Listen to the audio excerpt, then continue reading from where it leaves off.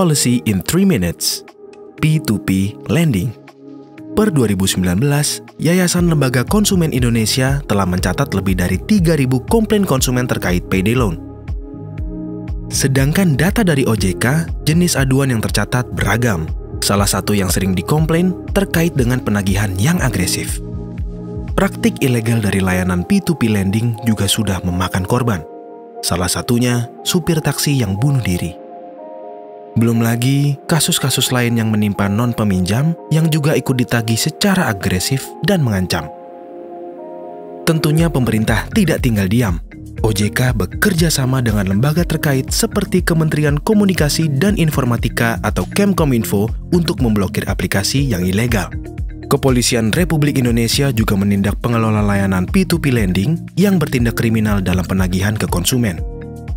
OJK juga bekerja sama dengan pihak swasta yaitu Asosiasi Fintech Pendanaan Bersama Indonesia atau AFPI dalam mendaftarkan dan memonitor para perusahaan P2P lending hingga membantu konsumen dalam menyampaikan pengaduan. OJK juga membatasi akses data aplikasi P2P lending kecuali untuk mikrofon, kamera, dan lokasi. Hal ini terdapat pada Surat Direktur Fintech Lending pada tahun 2019. Jadi, data seperti pesan teks dan kontak sudah tidak boleh diakses lagi oleh aplikasi P2P lending. Hal tersebut mungkin terdengar sebagai solusi yang tepat, terutama untuk melindungi konsumen dan non-konsumen dari penagihan yang agresif. Namun ternyata, pembatasan tersebut membatasi gerak para perusahaan P2P lending dalam mengembangkan model scoring kredit alternatif mereka. Perlu diingat bahwa sektor ini belum memiliki sistem penilaian kredit yang mumpuni, yaitu SLIK untuk bank. Pembatasan pengaksesan data seperti riwayat aplikasi dan daftar telepon berpotensi merugikan konsumen dari pemberi dana dan juga perusahaan P2P lending karena bisa saja peminjam menggunakan identitas palsu atau kabur dari kewajiban membayar pinjaman. Jadi, solusi apa yang dapat dilakukan oleh OJK sampai swasta seperti AFPI? Center for Indonesian Policy Studies bersama dengan GIZ memberikan rekomendasi kebijakan praktisnya dalam makalah kebijakan terbaru.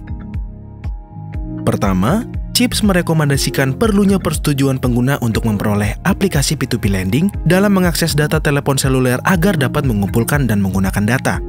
Namun perlu adanya persetujuan penggunaan dan jaminan keamanan data pribadi. Oleh sebab itu, CIPS berharap OJK dapat merevisi POJK 77 dan mendukung RUU Perlindungan Data Pribadi atau PDP.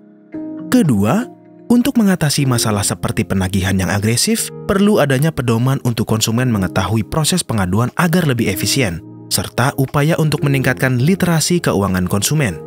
AFPI perlu mengadakan pelatihan dan program sertifikasi untuk penagih hutang agar kualitas meningkat seperti yang dilakukan sektor perbankan, asuransi, dan multifinance. Ketiga, sebelumnya kita perlu mengapresiasi koregulasi atau pengaturan bersama pemerintah swasta. Dalam hal ini, OJK dan AFPI dalam pembuatan regulasi dan pengawasan sektor P2P lending.